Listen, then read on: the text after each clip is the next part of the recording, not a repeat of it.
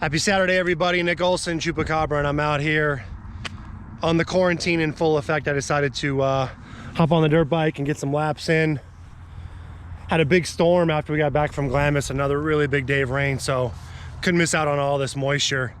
Got a bunch of turn tracks that I ride. I'll show you guys some clips, about 5 or 6 of them, and this is what I do to try to stay in shape. And since the gyms are closed, it's a perfect time to get out here and spin some laps. Got to take advantage of this moisture while we have it. I mean, another month or so I'll be wishing it was this wet. It's actually a lot wetter than it looks, but bike's working good. I'm just not working good. I gotta get out my arm pump, and just like racing in a side-by-side, man, you want to go fast. It's not that glamorous. You got to pound whoops. You got to put in long, full race pace motos. Figure out where the weakness is, and then try to fix it or make it stronger. So, oh yeah, I'm trying out this new camera mount. So this is Dango Designs, and it just clips right onto the helmet, you can see. So I use a bunch of different helmets, whether I'm following my son on his little bike when I'm filming him, or I have like a mountain bike helmet with a full face. So I kind of experimented, like looked at a bunch of YouTubers, mountain bikers, moto guys, and Jeff Walker is a really good YouTuber if you guys like watching some fast motocross guys. He had JB welded a mount onto his mouthpiece, and this is just easier and cleaner to swap from back and forth. So I decided to try it. I think it's like 50 bucks. I might be able to clamp it onto the Razor. I was out in Glamis last weekend with my buddy Nate, and on his sand car, he had a similar kind of round clamp where it could go on a roll cage, and it's a really robust clamp, so I think that it could work in a Razor application. I'll keep you guys posted, but so far pretty good. Of course, got the foamy to cut down on the wind noise, and then I'm making sure I get my settings right on the GoPro, which is 4K, 30 frames a second, super view, so I can kind of capture everything. But whether you're tall or short, it seems like having on your dirt bike, having your GoPro from the chin area to the upper chest is kind of like the sweet spot, so you can see what the bike is doing, run the super view settings to kind of get a little bit more depth of field and see like how big the bumps are or how cool the dunes look, all that type of thing. So I'll report back later, but so far I like it. You know, a little on the pricey side, but you know, I can throw it on and off really easy. So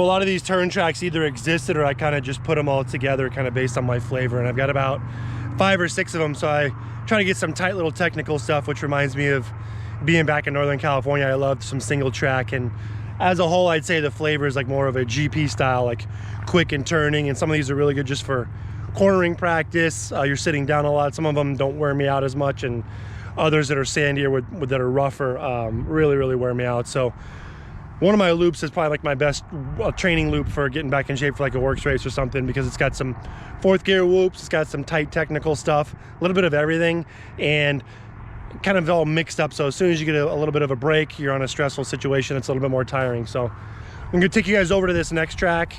Super tiring, super gnarly. I will be able to go good through this for about 45 seconds, and then I'm just, you know, tongue dragging between the spokes. It's some nasty sand whoops, and this is about as good as they get with the moisture, but it's just brutal. And these are probably some of the biggest whoops I've ever ridden in on my dirt bike, I'd say, especially in Arizona. So I'll take you through there. Here comes some boring footage of me just trying to make it through without dying.